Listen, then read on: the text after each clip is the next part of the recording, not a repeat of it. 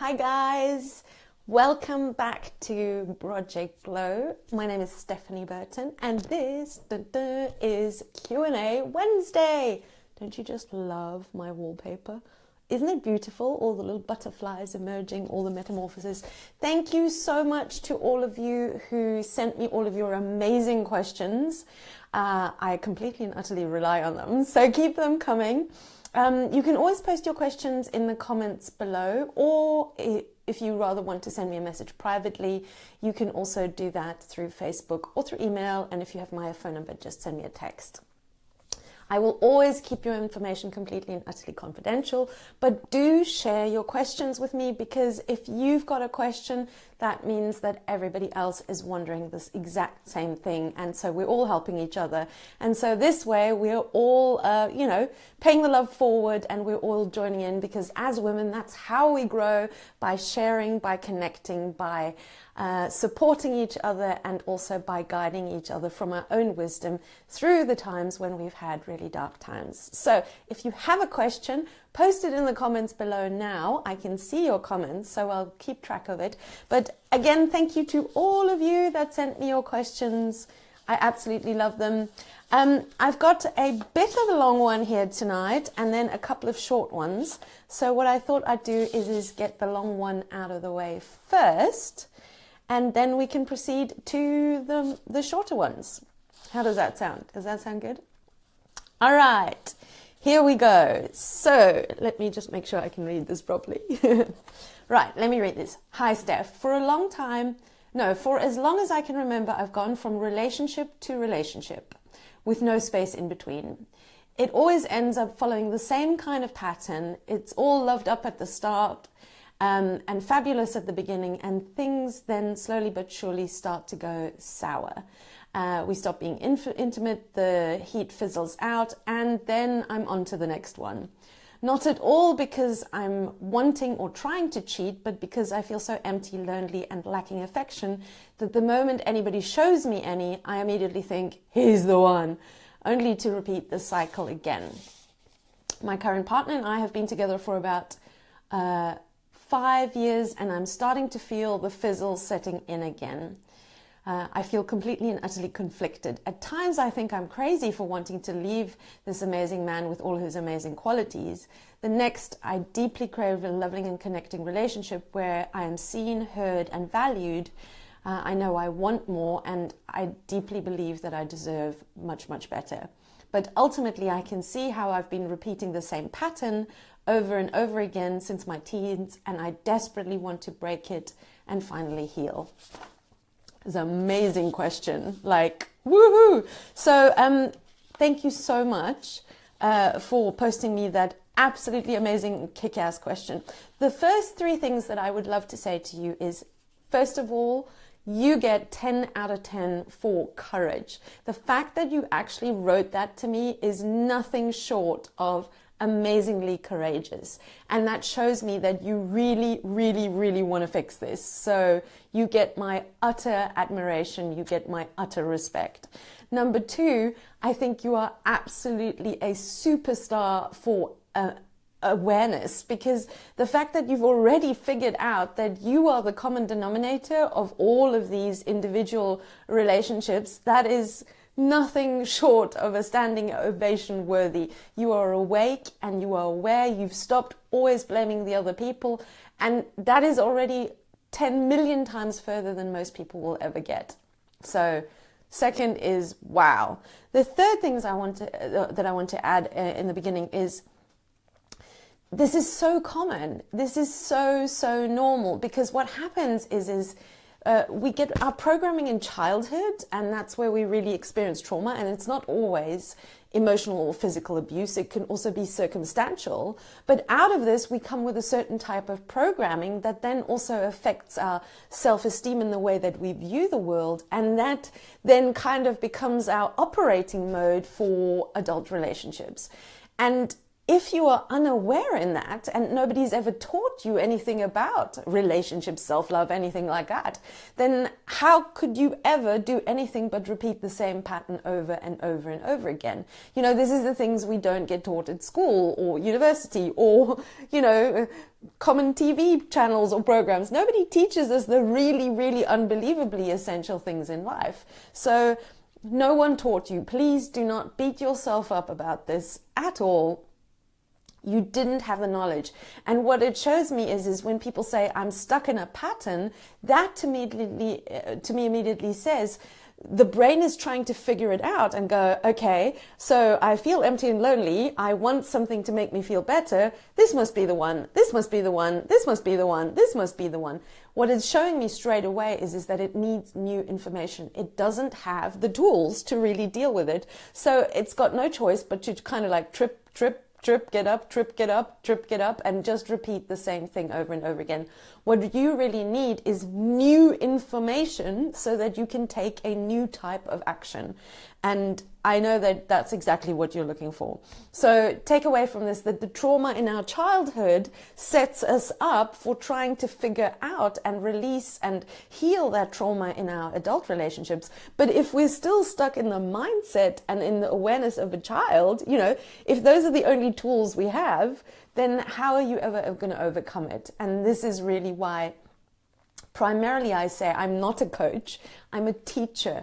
I teach you the tools on how to fall in love with yourself, how to be in relationships, and how to deal with your life. And then you get to decide who you are and who you want to date and what you want to make of your life. Primarily, I'm a teacher. I will then use coaching to, you know, get you accountable and take action. But first and foremost, you need new information. So the three big takeaway things for me here are, they are self-love, communication, and relationships. And I just may have to in a minute plug in my phone, but let's see how far we go. So self-love, if you are constantly trying to fulfill an internal need with an external source, that is telling me that you absolutely have no idea how to even, you know, fill yourself full with your own love. And that's going to set you up to always look for outside things to, you know, to stuff a wound that you have inside of yourself. So self-love is it's the big takeaway on this, because if you really truly loved yourself, you would step into relationships from a perspective of wanting companionship, but not needing to be fulfilled, needing to be admired, needing to be loved, and needing to get your affection from the outside. A huge part of that is just absolutely human and normal, but also there's a middle point between, you know, being addicted and being dependent on getting your needs met from the outside. And then, you know, compare it to the strength of really, you know, being strong on the inside, and then somebody else can, you know, join you in that place as a partner, not as a, you know, somebody who's got a metaphorical gun to their head, and the moment they stop giving you attention and they stop giving you compliments and they stop, you know, bowing down to your every need, then you're off looking for someone else. And I'm not blaming and judging here at all. Please don't take it that way. But what I'm saying is we need to go on an amazingly deep journey of recovering, and maybe, you know, for the first time ever, giving you a deep sense of self-love so that you can step into the world from a place of, you know, knowing that you are complete and whole. The idea that somebody else completes you is complete rubbish. And when we do go into relationships from that perspective, you're not only always in a victim position where you're constantly on eggshells, you know, thinking, oh, I better be on my best behavior, otherwise that person who gives me what I desperately need is going to leave me. And on the other hand, you're kind of like putting them in a corner and making it conditional. So, you know, that actually this relationship is only going to work if they supply you with what you need. So that's the first thing.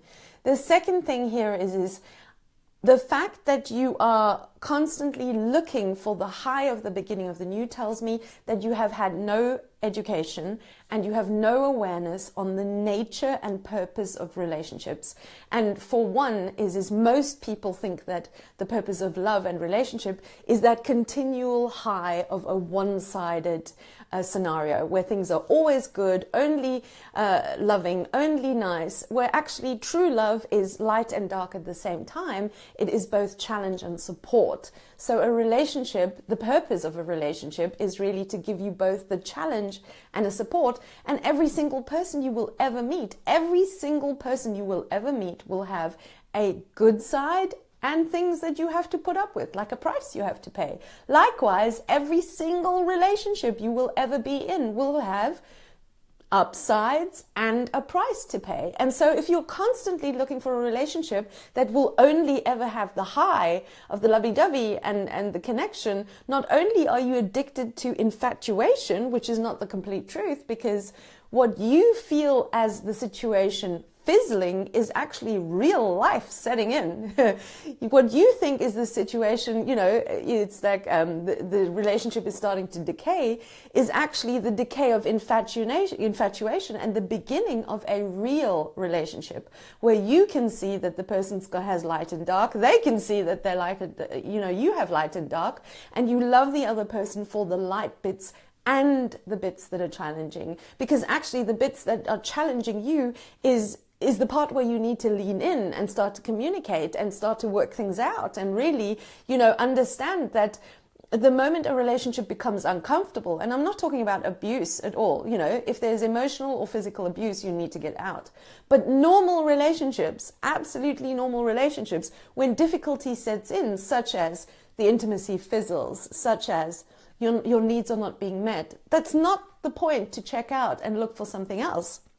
Excuse me, because you will never find that one-sided something else. That is the point where you then go, okay, I need to communicate my needs and communicate it in such a way that it doesn't offend the other person or attack the other person. Remember, I talk a lot about the 4 horsemen of the relationship apocalypse, which is criticism, contempt, defensiveness, and stonewalling. But actually, and this is where communication comes in, we need to get really real. And this is where intimacy is such a great word. Intimacy, into me I see. So first I need to into me I see what I need. And then first of all go, okay, so first of all, my job is to fulfill that by myself. And then I need to communicate the other person what my need is, not in a, I'm going to rip your head off and criticize you all day long kind of a way, but come from a place of vulnerability and really get to a place where you learn the cornerstones of communication, that you can sit down in a very calm and loving and communicative way, caring consciously, and say, I really would love it if you did this and this more, and likewise, what can I do for you? So my big 3 are, self-love is a big thing here. If you are not in a whole complete place by yourself, you will always look on the outside for something to fulfill you. That doesn't mean you're good, you need to be, a hermit by yourself forever, but that does mean that there is a difference between wanting to have company but still having your own boundaries and your own life and your own vision and your own purpose and mission, or constantly depending on somebody else to do that for you. The nature of relationships, the purpose of relationship is to bring you together and heal the wounds of your childhood with the mind of the adult. The purpose of relationships isn't to just have fun and always be, in seventh heaven. So what most people mistake for love and relationships is the high of infatuation. And that's the high of the beginning, the honeymoon. Naturally, everybody can be in that high when you first meet someone, because you don't know all of them yet. So your imagination has kind of painted a picture of how amazing that they're going to be. So, naturally you don't have the full picture.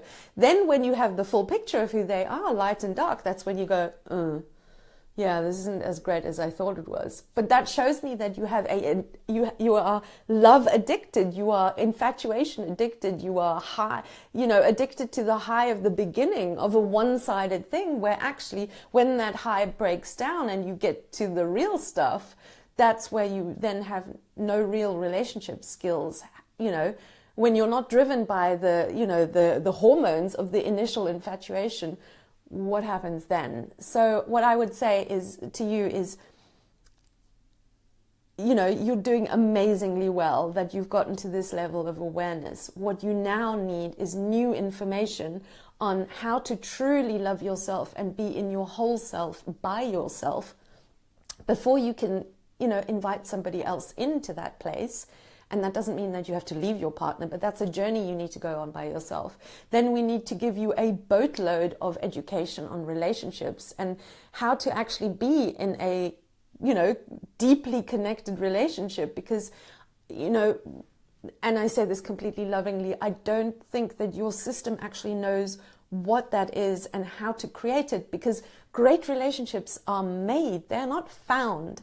You know, you make great relationships by constantly leaning into your vulnerability, communicating from the wish in disguise, you know, and constantly, it's like a dance. It's this beautiful, beautiful thing when you know how. And then communication, we really need to give you the cornerstones on, you know, how to actually say it, you know, how to say, this is who I am, this is what I would like from you, this is what I need.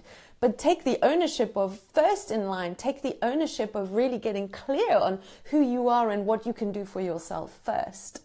And you know, keep going, keep doing this. You know, don't do this on your own. There are amazing teachers and books and things like out there. Learn. You need to learn new things, because really you want a different outcome, and for a different outcome to happen, you need different information, you know, to be able to take different action. And I hope that answers your question. All right, so the first thing I need to do is plug my phone in, because it's telling me it's running out of juice. And thank you if you've posted questions. So thank you, thank you, thank you. If you want to post any questions, please post them in the comments. I can see some of you are posting questions already. So if you have a question now, please post them in the comments while I just make sure that my computer is switched on.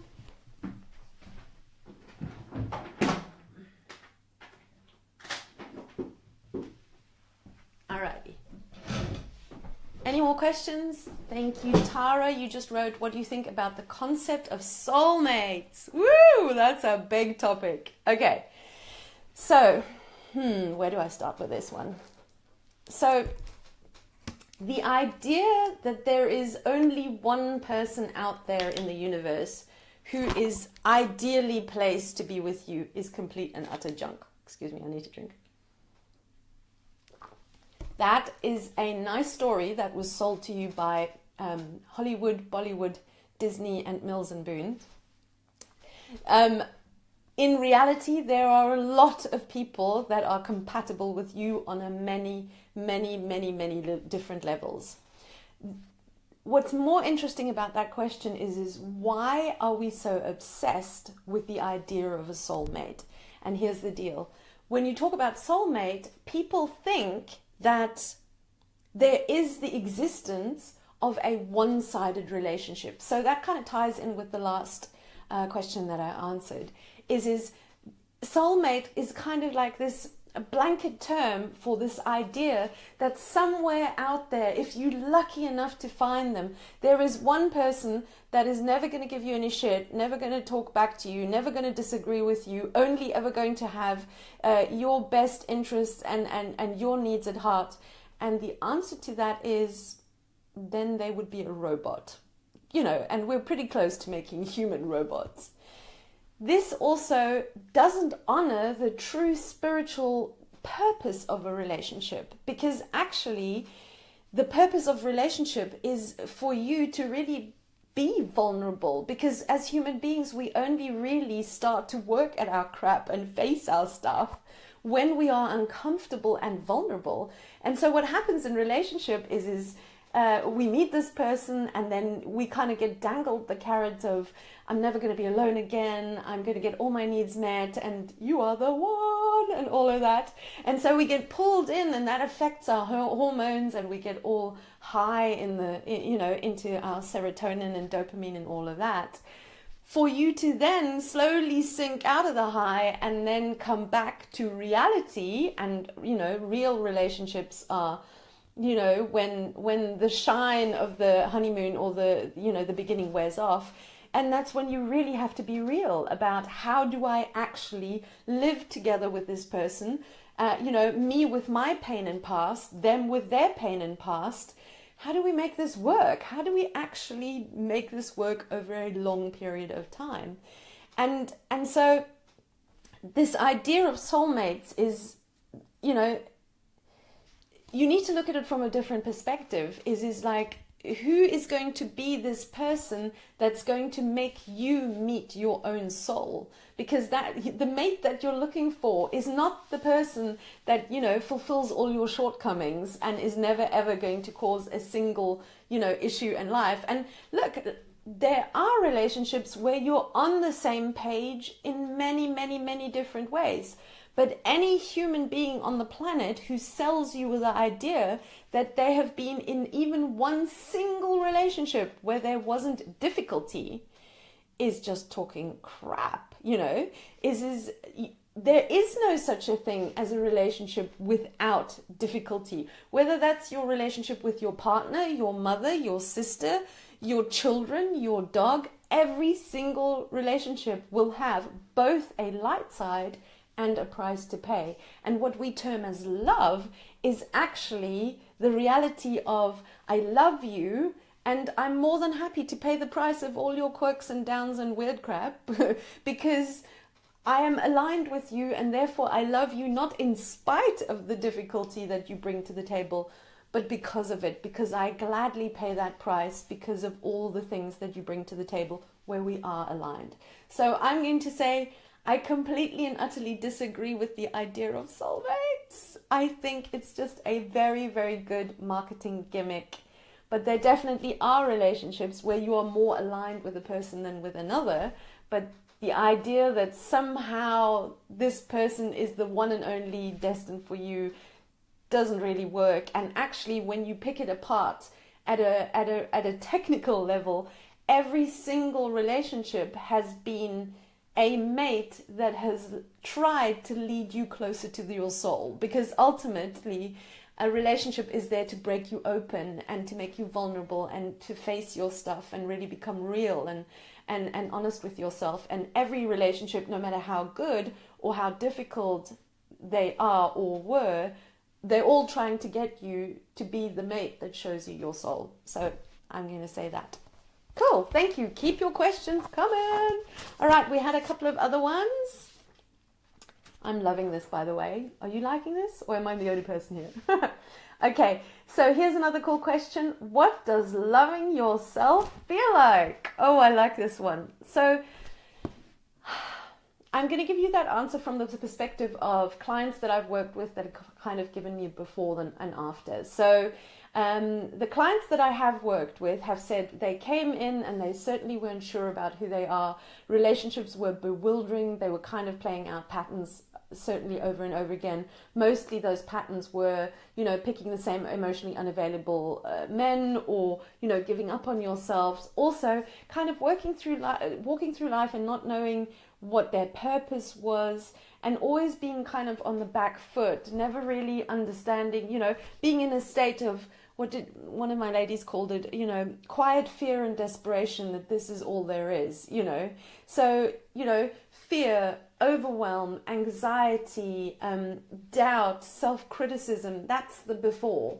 That is definitely the fall. So once you learn to love yourself, and you know that I talk about this all the time, you have to learn it. It's not something you can just will, or occasionally buy yourself some flowers, or, you know, go to the spa for a day. That's not how it works. You have to, ideally, self-love is a program that should have been installed in your mind when you were growing up, 5, 6, 7, 8 years of age. If you didn't get it there, and by the way, that's not because your parents were terrible, they were doing the best they could with what they experienced in their childhood, then if you didn't get it then, well, how should you have gotten? And the answer is you need to learn it now. So when you then totally and utterly and completely fall in love with yourself, the first thing that happens is you get a complete and utter sense that you are the right person at the right time at the right place. that actually whatever is happening to you right now is the right thing to take you from where you are now to your full expression of greatness. So first of all, the things that you difference is you no longer run away from conflict. You no longer run away from challenge. You no longer run away from the difficult things in your life, because you understand that you're on a journey from birth to, to where you need to get, and everything that is happening to you, both internally and externally, is trying to get you to the full expression of who you are. So what happens through that is all of a sudden you become incredibly calm. So when things come, you go, yeah, I know there's light and there's dark. I'm always equally challenged and supported. And I know that even the challenge is here to grow and guide me. So the first thing that happens is your brain becomes really nice and quiet. There's no longer this, oh my God, what's happening? Why are they doing that? Am I doing something wrong? Are they doing something wrong? Am I supposed to be mad? Or am I supposed to be sad? Like this crazy whirlwind of your thoughts going round and round and round and round and round. It stops. The next thing that happens is you understand how people work, why people do the things they do, and also why life works the way it does.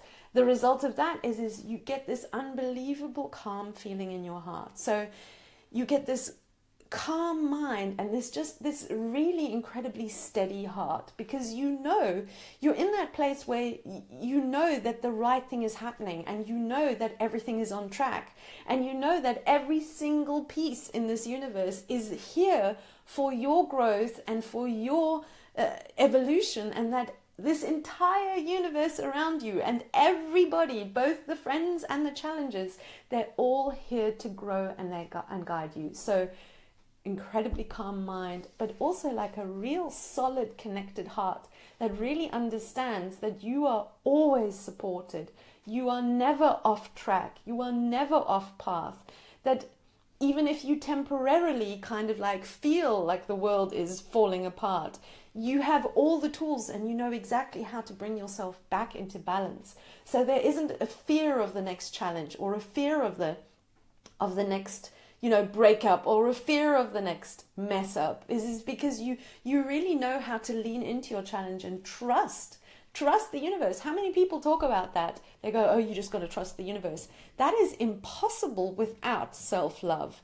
Absolutely impossible. So so I think if I can sum it up, calm mind, steady heart, really having a voice, really be able to say, this is who I am, and this is right for me, and this is not right for me, and really enforcing your boundaries in a nice, kind, caring, and graceful way, like saying to your friend or somebody that's, done something that doesn't, that you don't agree with, being able to completely calmly say, thank you so much, but this is not all right for me. Really speaking your truth. That is a huge part of what it feels like to love yourself. Then really self-care, looking after your food, your fitness, your finance, looking after every single part of the basics of your human being. Water, eating correctly, not shoving alcohol and drugs down your throat, sleeping properly. So there's a huge element of self-care. And then also ultimately there's a huge part of self-love. And when you love yourself completely, you understand what you are here to do. You have a real sense of what your purpose is, and every single day you see as a new opportunity just to take another step at it, to get better at it, to get stronger at it. So you're like an artist with a masterpiece, always chipping away. So I hope that gives you an idea of what it feels like to love yourself. It's like it's this beautiful, calm place where your head is so quiet and calm, and your heart is so incredibly trusting and steady, and the connection between your head and heart is just, your whole system just goes, I'm the right person at the right time, at the right place. I have the right body, the right type of beauty, and the right face. I'm facing the right challenges with the right support at the right pace. And my only job is to manage my mind and understand that everything around me is here for me, and is trying desperately to grow and guide me into the greatest expression of who I was born to be. I hope that answers your question. Should we go to the next one? If you've just joined, this is Q&A Wednesday, so give me your questions and I will answer them. If you've only joined me now, there are some awesome questions at the start, so go watch it from the beginning once the recording is over. Okay, here's the next one. How do I, when I start spinning into panic about I'm always going to be alone, do I turn it into a positive? Okay, cool question. So I'm assuming you're currently single, maybe you've gone through a breakup or a divorce and you are faced with being single and you occasionally go into meltdown mode where you think, oh, I'm going to be single forever. You're going to think I'm cuckoo, but I'm going to tell you that you need to take out a great big whopping piece of paper, preferably make it a poster chart, and then you need to write down 50 million squillion things that are great and fantastic about being single. Because this isn't about stopping the panic, because the panic is actually an amazing feedback system. The panic that you're spiraling out into a place of, am I going to be single forever, tells me that your brain is losing its balance. Your mind is starting to go to a place where it thinks that being single has more downsides than it has upsides. Now, I talk about this a lot. The yin and yang sign is the ultimate spiritual and universal rule that every person, every event, every experience you will ever have will have light and dark, challenge and support, benefit and drawback. And the reason that it does it is so that it sandwiches you in to grow you towards your greatness and your greatest potential. So nothing that you will ever experience, nothing you will ever experience being in a relationship or being single will ever be one-sided. So you fearing being single means that you have looked at being single and you said, there's only bad sides. And the panic is trying to alert you to that and is saying, hey, it's not like that, because there's benefits and drawbacks, equal ones in fact, to being single. And actually, you've put being in a relationship on this way infatuated pedestal. So, the reason why you are single probably is because you're addicted to being in a relationship. So the universe has decided to make you single for a while so that you can see how great being single is. And all you're doing is being single and going, there's nothing great, there's nothing great, there's nothing great, there's nothing great. Here's the interesting thing. Until you can actually be completely and utterly grateful for the right here and right now, nothing is going to shift. So take out a piece of paper and start writing down a million squillion different benefits to being single, and also to then flip it around and go, what are the downsides of being in a relationship? Because those are the upsides of being single. So think about it from every single angle. How does it benefit your finances, your fitness, your food, your family, your friends, your future relationships? How does being single benefit your mind, your body, your spirit? How does being single how's being single an advantage to your work life, to you reaching your goals, to you becoming more of who you are? Usually, people that tell me about this, that they have spirals into, thinking that they're going to be single forever, they're kind of in this place where they believe that their life is only switched on when they're in a relationship, and then single makes them into a sort of frozen place, and they only come alive when they're in a relationship. Half the reason you're single is probably because you've constantly given away your power. You've constantly given up on yourself in relationships, and now the universe has decided that actually you should be alone for a little while, because that's a really good idea for you to understand who you are, what you need, and stop leaking your energy to everybody else. And of course, you know what I'm going to say is self-love, self-love, self-love. You need to learn how to love yourself and be compassionate when you go into that spiral. And you need to learn the tools to pick yourself back out of them, because actually it isn't that you're afraid of being, single. It means that your mind is imbalanced about the reality of life. Because the reality of life is that at any point in time, whatever you're experiencing right now is there to give you equal challenge and equal support. And that actually you are not completely alone, because the universe abhors a vacuum. And so right now, you wanting to be with a relationship, probably because you've outsourced your self-worth to somebody outside, is saying, okay, so I'm going to make you single so that you can't get your fix from that relationship, but don't worry, I'm going to be bringing in friends and family members and interesting new people who are going to keep you company, but right now I'm going to make sure that you're single long enough for you to face yourself and stop this stuff of handing away your power and handing away yourself. I hope that makes sense. The way that you can turn it into a positive, I do not want you to turn it into a positive. Are you starting to see that it's about balance? I don't want you to be in a place where you go, woohoo, I'm single, this is awesome, because then you've overshot your mark. The point is to be equal. Right now, I am single, and I'm telling you that there are equal downsides. Sometimes, I'm quite alone. Sometimes, I don't like going to the movies by myself. Sometimes just always cooking for yourself sucks a little. At the same time, what are the benefits? I've had an enormous, boost in really looking after my self-care in terms of fitness, in terms of my food, really gotten to grips with my finances, really gotten to understand who I am and stand in my own power. Since I've been single, my business has just been, it's gotten the energy that I usually pile into my relationships. My energy's gone there. So the benefits are equal. Do you see that actually the spiraling out means that you're out of balance? And you're saying, I want to turn into a positive. No, that's overshooting the mark. I want you to be nice and in the center and in the middle, where you can see that actually being in a relationship has upsides and downsides. Being single has upsides and downsides. And that you're not addicted to the one or dreading the other, because both of those scenarios make you make very bad questionable choices in who you spend your life with, because you're constantly going to treat them like a drug or a need. Hope that answers that question. All right, if you've just joined me now, this is Q&A Wednesday. Please post your questions in the comments or send me a message. And this is what these lovely people have done. I'm going to take one more here. Oh, great. I love this one. How do I actually get to believe that I am in fact good enough?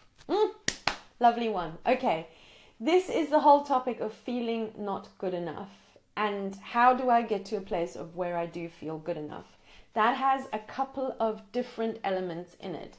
So remember I told you that the universal law that governs everything, every person and every event, is that there is yin and yang in equal form, and that the light and the dark are always opposite each other, perfectly aligned, so that at any point in time you are always equally supported and equally challenged, because together it sandwiches you towards your greatness and your destiny.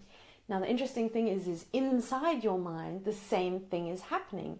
You're constantly like flip-flopping between, oh, I'm really good at that, oh, I'm really crap at that, I'm really good at that, I'm really crap at that, I'm really good at that, I'm really crap at that. And actually all you've done is temporarily gone, oh, I can only see that I'm bad at that. What you're really discounting is that actually in your mind you think you're really good at a couple of stuff, because one and the other cannot come without each other. So just be honest with yourself and say, okay, right now, when I think that I'm not good enough, actually I think I'm a fantastic cook. Nobody can do better than me. Or I'm a brilliant mother, or I'm the most amazing listener, or I'm the most empathetic person. Can you see this idea that you're only thinking you're not good enough is rubbish? What you have done is temporarily over focused on the part of you that you think you're not good enough. So here's the result of being completely and utterly in love with yourself. Every single day, my brain's going, oh, I'm really good at that. Oh, I'm really bad at that. Oh, I'm really good at that. Oh, I'm really bad at that. I really don't get attached to it, because it's literally just clouds. It's just clouds or bubbles out of a bubble machine, just going, it's because your brain is just kind of like giving you a running commentary of what's going on. But you've decided that you're going to latch on to one thing that goes, I'm really not good at this. And instead of seeing all the other bubbles and all the other clouds, you've just gotten completely and utterly focused on that one thing. So step one, see that you have bits that you really love and admire about yourself, and there's bits that you think are complete rubbish.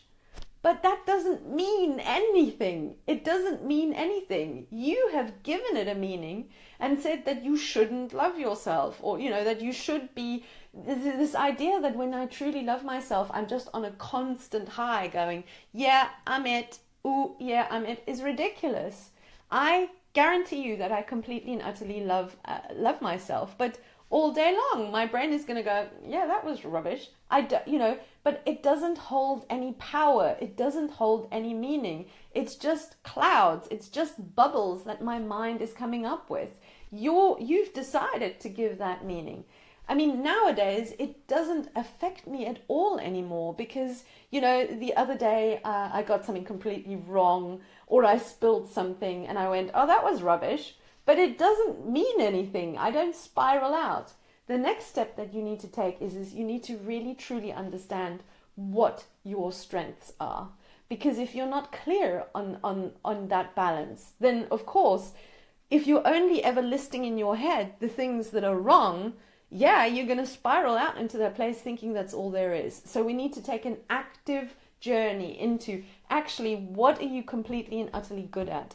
The next question is why does it make you feel so uncomfortable to list the things that you're good at? And why does your brain think it's a really good idea to only list the things that are crap in? I guarantee you that thread, when we follow it, will take us to your childhood, where somehow, you needed to be a nice little quiet girl because loud, obnoxious, self-empowered girls were naughty, naughty, naughty, naughty children. Somewhere in your model of the world, and that doesn't necessarily mean that a parent taught you this, you may have just seen it in your environment, that actually being nice and quiet and not so very sure of yourself means you're safe. But that's not the truth, because guess what? When you always play small and when you always self-depreciate, guess who you attract? Bullies, narcissists, people that are out to push your boundaries and push you and, get aggressive with you. Because guess what? If you have no boundaries, you're going to attract somebody in who's going to push, push, push, push, push until you shove back and say, that's enough. So we need to start, and I'm not saying you're doing this consciously at all. You need to look at why subconsciously your mind thinks that actually playing small and being self-deprecating is its number one survival strategy. Where I can guarantee you, if you look at it properly, that is absolutely not the case, and that you're actually attracting some of the stuff you don't want to deal with and don't want to have to face. But the universe has no choice. If you don't set a boundary, it has to bring in something that will force you to make a boundary, because the whole point of life and living is to get you to be whole, and for that to happen, you have to have a boundary. And so actually believing that you're good enough means we have to go on a journey of seeing the overview of how you are both light and dark. I'm not saying that there's nothing I'm crap at. There are plenty of things I completely and utterly suck at. I don't spend all day long listing them and going over and over and over about how terrible it is that I suck at this and I suck at that and I suck at this and I suck at that. Then, I know that I'm right in the middle. I am a rock star. I am a powerhouse. I am an absolute genius at a couple of things. I'm also a complete failure at a whole lot of other things. But here's the thing. My superstar qualities are exactly the right ones to push myself forward and to fulfill the destiny of my unique DNA, soul, footprint, whatever you want to call it. I was born to do a thing. I am born to fulfill a destiny. As a result, I have these benefits, upside, light, and skills, and I have exactly these downsides, lack of skills, because both of them together make sure that I get to my destiny. The support, my skills, what I'm good at, That's the thing that drives me forward. The things that I'm crap at, well, they are an even better teacher, and they are even more important to get me to my greatness, because the discomfort of having to overcome my shortcomings takes me to my greatness. I'm going to say that again. The discomfort of having to overcome my shortcomings is the thing that will get me into my greatness. So if you're in a place where you think you're not good enough a lot, the journey of overcoming that thing is your greatness. So it is right there for a very specific reason. And believing that you are good enough, it's not the right way to really phrase it, is when you truly understand that you have both light and dark within you, that you have things you're incredibly good at and things you suck at, and that even the things that you suck at are exactly the things you need to suck at, because the journey of overcoming them is your path to greatness.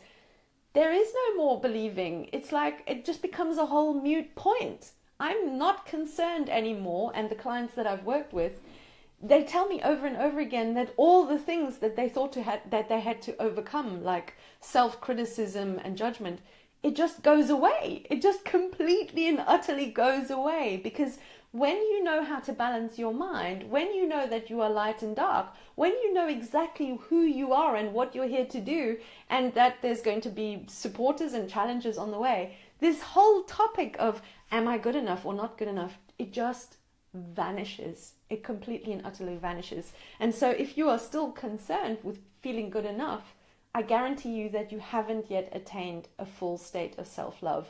And so I would encourage you to keep going and to keep learning, and to keep leaning into who you are and what you need and what you were here to what you were born to accomplish.